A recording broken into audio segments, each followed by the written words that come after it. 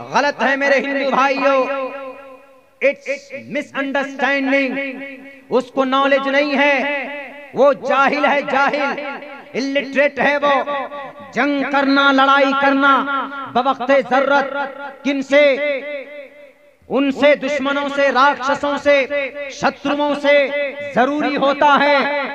ये सिर्फ कुरान में, हदीस में नहीं है। जरूरत पड़ी थी तब न जाके महाभारत के मैदान में अर्जुन को, जब अर्जुन ने he decided to put down his bows and arrows and he sit down behind his rath यात्रा।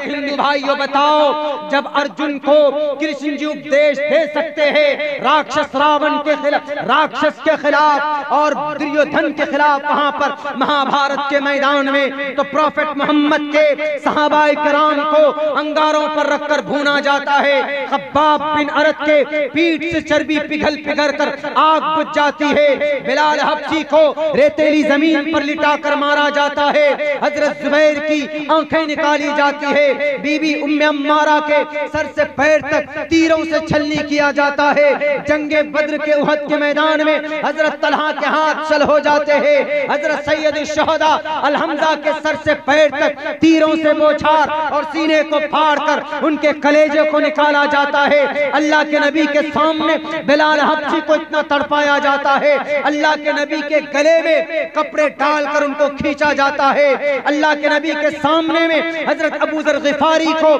पीट पीट कर मारा जाता है। तब जाकर अबू बकर सिद्दीक कहते हैं, अतक़्तुलून रजुलन अन यक़ूल रब्बी अल्लाह, तुम ऐसे आदमी को कत्ल करना चाहते हो जो सिर्फ ये कहता है कि मेरा रब अल्लाह है।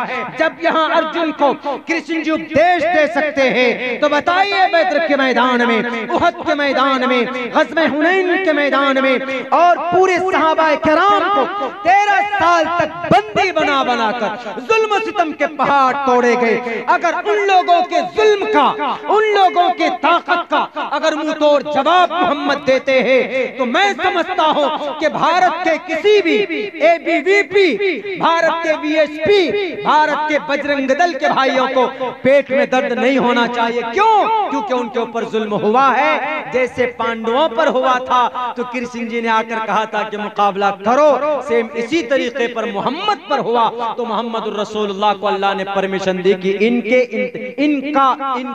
जुल्म का मुंह तोड़ जवाब दो, वो भी जब ये तलवार लेकर आ जाए।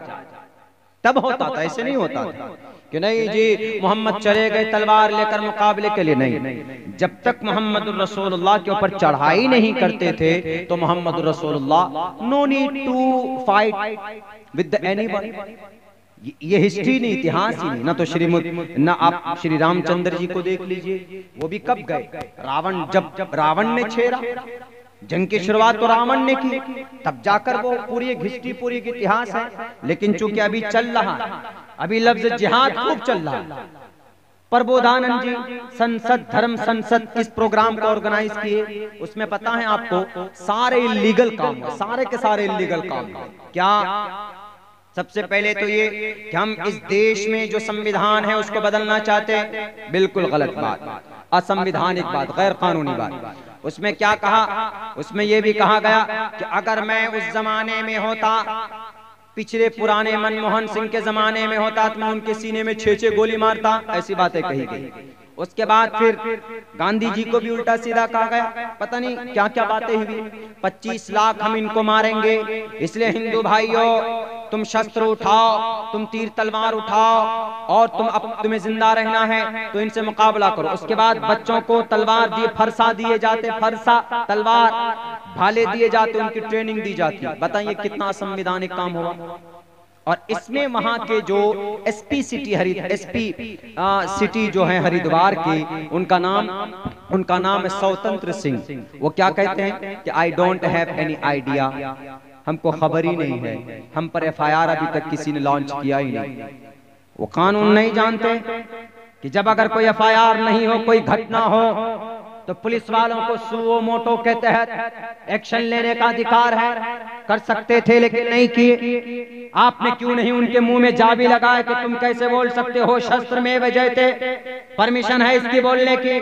नहीं है। किस बात की दुश्मनी आपको? यहीं पर अब्दुल्ला सालिम अगर एक दो वर्ड बोल दे तो अभी मुझे यहाँ से अररिया न जाने दें, अभी फौरन हाथ में हथकड़ी और पूर्णिया या ये मधेपुरा के जेल में एंट्री हो जाएगी। अभी क्यों मौलाना भड़काओ भाषण दिए? अरे भाई हम तो देते ही नहीं भड़काओ भाषण, हम तो संविधान की बात करते हैं, कानून की बात करते हैं, कुरान और सुन्नत में जो बातें सही वो रखते हैं, हिंदू भाइयों के ग्रंथों में जो अच्छी बातें हैं वो लोगों के सामने पेश करते हैं। हाँ, जंग की, लड़ने की, मारने की बात उस वक्त कीजिए जो आपके हमारे इस देश के जो दुश्मन है उनको मिटाने की बात कीजिए। जनाब पुरानी तारीख है हम लोगों की, लेकिन नहीं। धर्म संसद में ये कहा गया कि तुम्हारे बाजुओं में ताकत नहीं, जिसके शस्त्र में जितने ताकत होते हैं वो उतना ही वो जिंदा कौम होती।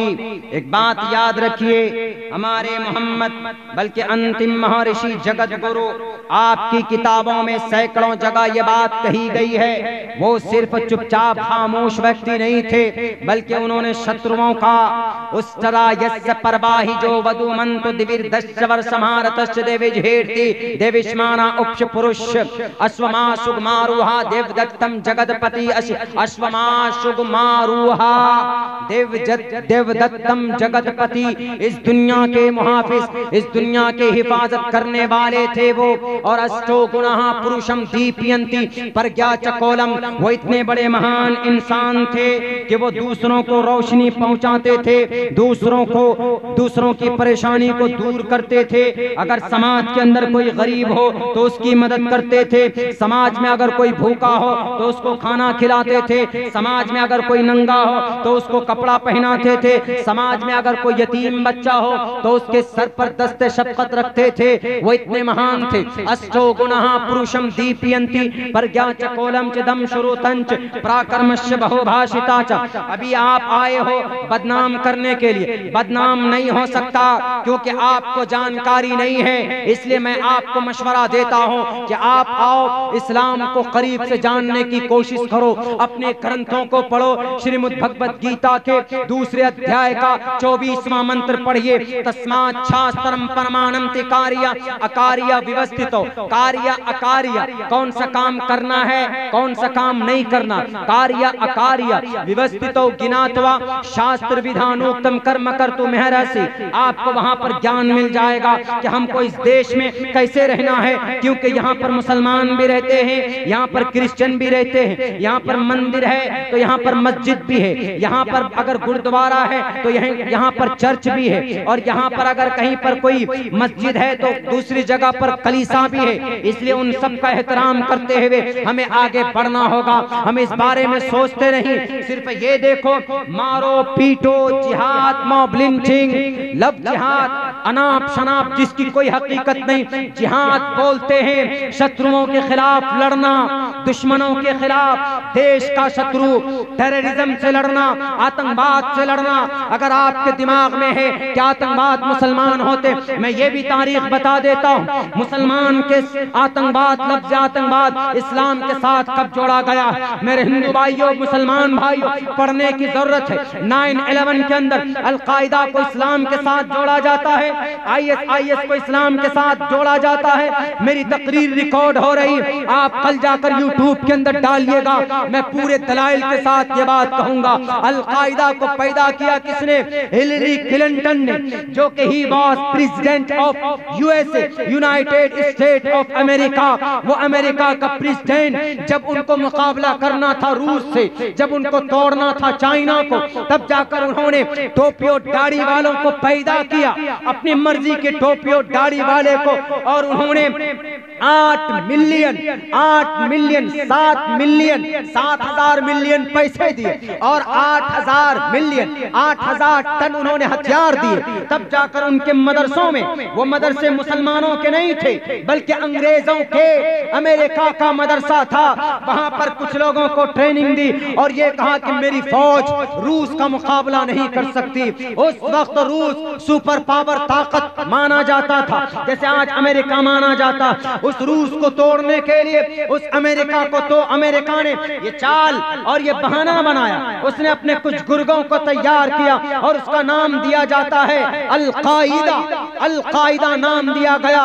और जब रूस को तोड़ा, इसी अल-कायदा के जरिए से जब रूस टूट गया, जब रशिया के टुकड़े हुए, तो अल-कायदा जब वापस आने लगे तो अमेरिका ने कहा I don't recognise you, I don't know you, मैं तुम्हें नहीं जानता हो। जब हाथ काम निकल गया तो पहचानते नहीं, ऐसा हुआ मामला। तो अब वो बेचारे भटकने लगे।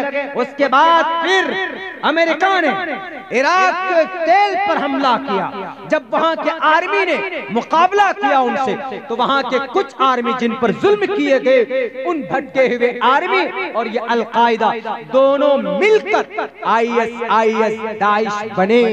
इन दोनों से IS जन्म लिया है, इस्लाम से ISIS का कोई ताल्लुक नहीं है। और जब पेंटागन में 2 हवाई हमले हुए, 3,000 people has been killed by this incident, तब जाकर 9/11 सन 2001 के अंदर वहां के मीडिया ने कहा कि अमेरिकन मीडिया ने जोड़ा कि ये इस्लामिक टेररिज्म का की तरफ से ये हमला किया गया। इस्लामिक टेररिज्म पहला वर्ड है जो इस्लाम के साथ टेररिज्म को जोड़ा गया, ये अमेरिका ने जोड़ा है, वरना उससे पहले इस्लाम के साथ आतंकवाद नहीं जोड़ा जाता।